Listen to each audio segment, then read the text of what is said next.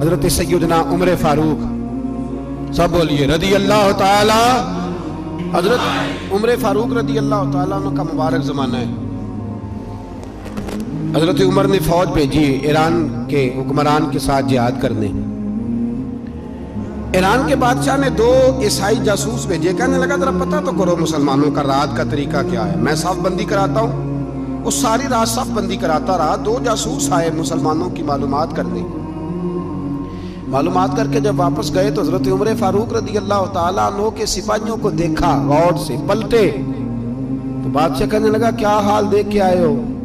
کہنے لگا سارے مسلح پہ بیٹھے ہوئے ہیں، جتنے گھنٹے ہم وہاں رہے ہیں مجاہدین مسلح پہ رہے ہیں، یوں لگتا ہے جیسے ان کا دنیا داری سے کوئی تعلق۔ اور کہنے لگے بادشاہ کوئی ایسی طاقت ہے جس کو وہ بلا رہے تھے، کوئی ایسی قوت ہے جس کو وہ پکار رہے تھے، ہمیں بھی وہاں کھڑے ہو کے محسوس ہوتا تھا کہ ہاں کوئی ہے جو آ جائے گا ان کی مدد کے لیے، کوئی ہے جو پہنچے گا ان کی مدد کرے گا۔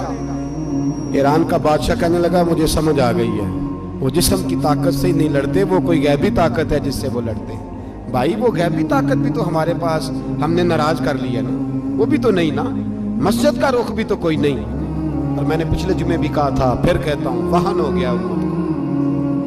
نبی پاک نے فرمایا امت کو وہ کیا ہے، دنیا سے محبت ہو گئی ہے، موت سے کراہت ہو گئی، وہن ہے۔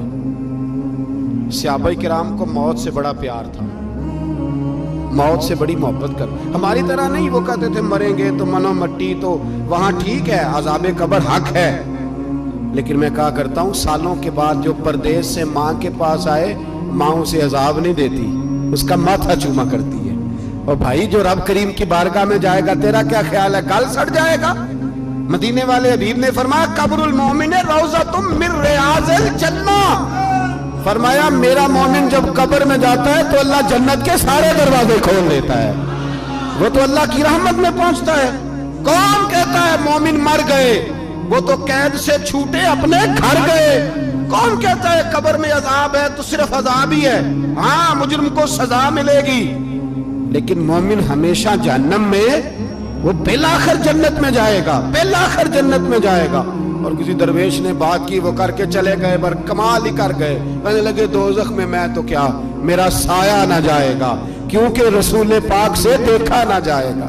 نبی پاک سید عالم علیہ السلام کے غلام تو دیکھو نا، ساری زندگی عمر فاروق، بخاری پڑھو تو صحیح، ساری زندگی عمر ہر نماز کے بعد کہتے تھے اللہم ارزقنا شہادت فی سبیلک، اللہ بسترے پہ موت نہ دینا، موت مجھے شہادت کی دینا۔ حضرت سیدنا مولا علی شیر خدا کرم اللہ تعالیٰ وجہ الکریم ساری زندگی کہتے رہے اللہ علی نے میدان میں عمر گزاری ہے، اسے شہادت کی موت عطا فرما۔ او بھائی یہ تو شہادتیں مانگنے والے۔ حضرت امام حسین میدان کربلا میں کھڑے تھے، شمر کہنے لگا حسین تیری چاروں جانب موت ہے، تو آپ فرمانے لگے تجھے ابھی ہمارا پتہ ہی نہیں، موت سے تو ہمارا پیار چلتا ہے۔ اور فرمایا یہ شہادت تو ہمارا پیچھا کرتی ہے، پہنچ جاتی ہے جہاں ہم ہوتے ہیں، موت سے ڈرا رہا ہے۔ مسلمان کا مرنے کو دل نہیں کرتا، ورنہ وہ اتنی بڑی کوٹھی میں کون رہے گا؟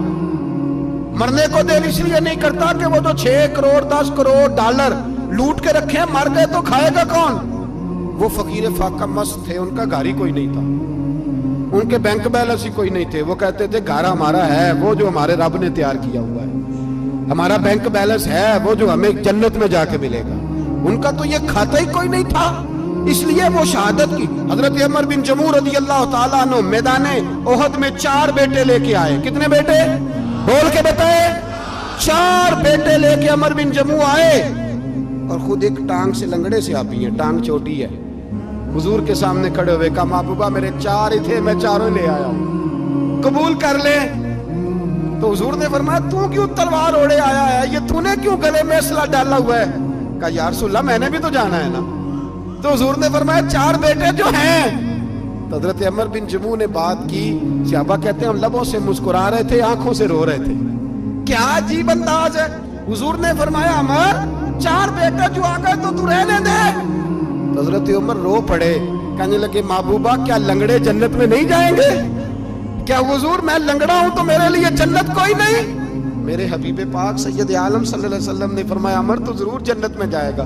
کہا محبوبہ پھر بچے بعد میں جائیں گے, میں پہلے میدان میں جاؤں گا. ایک بی بی 4 بیٹے لے کے آئی احد میں. کہا محبوبہ کل کمائی تھی میں لے آئی ہوں, میرے پاس کوئی اور شے ہوتی تو میں بچا کے نہ رکھتی. بیٹے دے کے نا حاضری لگوا کے تو واپس دروازے پہ لے گئی.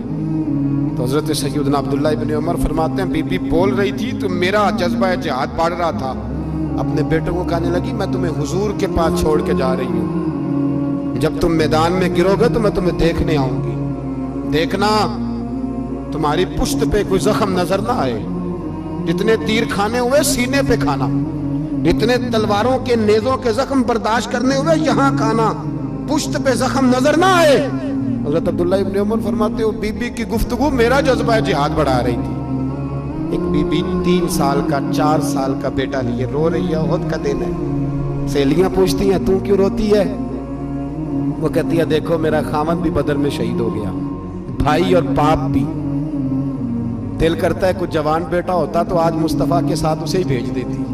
کوئی جوان میرے پاس ہے ہی 3 سال کا تو کیا کروں, 3-4 سال کا بچہ کیا کرے گا؟ پتہ نہیں کیا دلیل آئی, اچانک اٹھی, بیٹے کو سینے سے لگایا, کپڑا ڈالا, مسجد نبوی پہنچ گئی. حضرت بلال کہتے ہیں مجھے ملی, کہنے لگی بلال مجھے پتہ ہے حضور تیاری کرا رہے ہیں جنگ کی, پر 2 منٹ اگر میری ملاقات ہو جائے. بلال حبشی کہنے لگے حضور ہم ایک بی بی ضد کر رہی ہے. حضور باہر آئے, کہنے لگی حضور میں فلاں کی بیٹی, فلاں کی بہن, فلاں کی بیوہ ہوں, میں نے بدر میں 3 شہید دیے ہیں, اب میرے پاس یہ 3 سال کا لال ہی بچا ہے, بڑا فخر ہے میرا. لوگ مجھے شہید کی بیوہ, شہید کی بیٹی, شہید کی بہن کرتے. دل کرتا ہے شہید کی اماں بھی کہیں جاؤں تو میرا بیٹا لے لے. سیدنا بلال کہتے ہیں حضور مسکرائے, کہنے لگے یہ 3 سال کا نونہال کیا کرے گا؟ کہتے ہیں اماں کا عجیب جذبہ ہے. کہنے لگی محبوبہ سنا ہے اسلحہ بھی تھوڑا ہی ہے, ڈھالیں زیادہ کوئی نہیں, میرا بیٹا ساتھ رکھ لیں, جب آپ کی طرف کوئی تیر آیا نا تو میرا بیٹا ڈھال کے تو اس کو ڈھال بنا کے آگے کر دینا. محبوبہ ڈھال تو بانی سکتا ہے نا.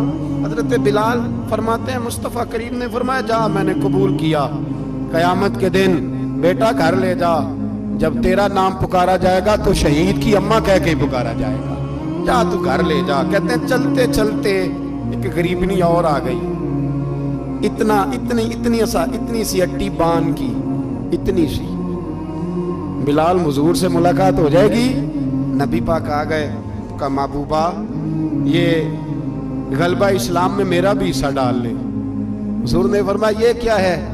کہنے لگی حضور خامد فوت ہو گیا, اولاد اللہ نے بے نیازی سے دی نہیں, سویرے چرخہ کاٹ کے رزق حلال کھاتی ہوں, میرے پاس نا یہ اتنا سا بان ہے, ایک گھوڑے کی لگام بن جائے گی. محبوبہ حصہ تو ڈال جائے گا نا دین کے لیے, میری قبولیت ہو جائے گی. میرے حبیب نے ہاتھ اٹھائے اور دعا مانگی, کہے اللہ جتنا تو میدان کے مجاہدوں کو اجر عطا فرمائے اتنا اس غریبنی کو بھی عطا فرمانا, اتنا اسے بھی دینا. بھائی یہ جذبے تھے, یہ رنگ تھا امت مسلمہ کا, اس لیے کافر گھر میں بیٹھ کے کانپا کرتا تھا. اب اسے پتا ہے یہ اسی والی کار سے نہیں نکل سکتے, اسے پتا ہے کہ ہم نے انہیں بوتل پہ لگا دیا ہے, اب یہ پیپسی مرینڈا اور یہ پی کے کھانے کے ساتھ تو یہ مست رہتے ہیں, اب یہ نہیں نکل سکتے گھر سے. ہم نے انہیں ان چیزوں پہ لگایا ہے جو ان کے وجود کو کھوکھلا کر رہی, اب کیسے میدان میں نکلیں گے؟ وہ اس لیے نہیں ڈرتا کہ وہ تیری آسائشوں, تیری زندگی میں آنے والی سہولتوں سے آشنا ہے. موت بستر پہ بھی آ جاتی ہے, لیکن جس کو میدان میں آتی ہے وہ ساری زندگی زندہ رہتا ہے, وہ ساری زندگی زندہ رہتا ہے.